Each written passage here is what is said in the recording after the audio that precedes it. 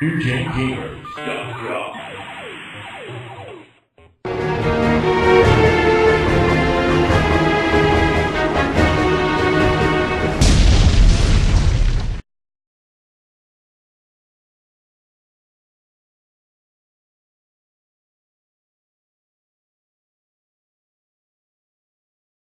Will you use the gun or the stick, boy? Alright. I think I'm going to use the gun. We don't have the gun. Okay. How about the stick? You are using the stick. Alright. There was a light gun peripheral for the system that you could use with this game if you'd like.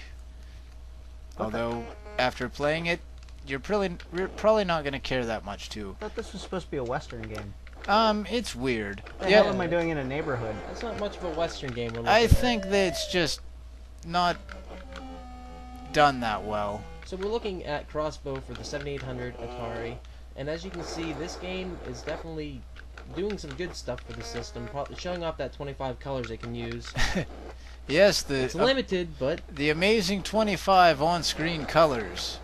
And your goal here is to save the little guy walking across the screen by shooting the monsters. the demons that are Kind of like out of Safari everywhere. Hunt, but slower. Yeah, if you watch our Sega Master System Console Wars of the Past, you will see that.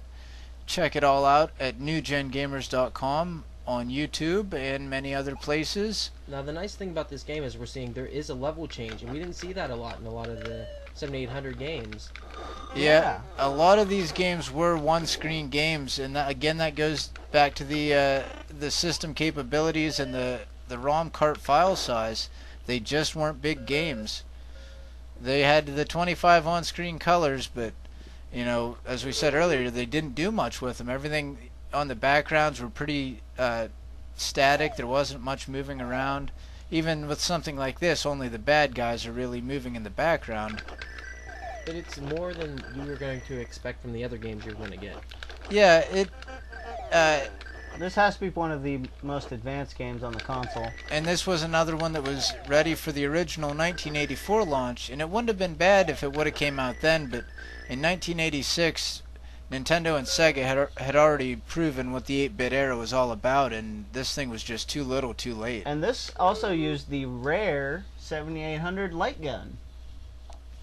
Yes, as we said, you could plug in the light gun and Blow away some goats. goats need it. Goats, snakes, chickens, whatever's trying Giant to ants, whatever. whoever's trying to kill Moses. Whatever you want to imagine Scorpions, these creatures are. Chickens. Which doesn't make sense, because she has a knife, yet she cannot protect herself. So, we're pretty much going to end it out with this game here. Not a whole lot to like about this system. It's a fun time if you had one, if that's what your parents got you, mistakenly thinking it was another more popular video game system. Or it was cheap. Or if you had a giant collection of Atari 2600 games that you wanted to get more use out of. And the backwards compatibility was definitely a nice feature. But all in all, it was too little too late. Too little, If too they late. released it earlier, might have worked. They held off on it, and you see what Hand of happened. God! Oh. Jack Tramiel crashed Atari. And it was the end for them. It was the end. Well, it wasn't completely the end for him. They still released the Jaguar, which we'll cover later. Well, Ray, what do you have to tell people like that? Well, I should tell Atari that they need to remember their history or they're doomed to repeat it. And Atari wasn't learning very well. Atari doesn't learn lessons well. We'll see over time. Yes. So we're going to say adios to the 7800. And Thank you for checking it out. Check out newgengamers.com. Check out Console Wars of the Past videos for many other systems we have, such as the Nintendo Entertainment System and Sega Master System are in this generation. Yes, check out the whole 8-bit generation and watch the story go down, as it were. And adios, everybody. Adios as we head off into the sunset of this desert. Oof.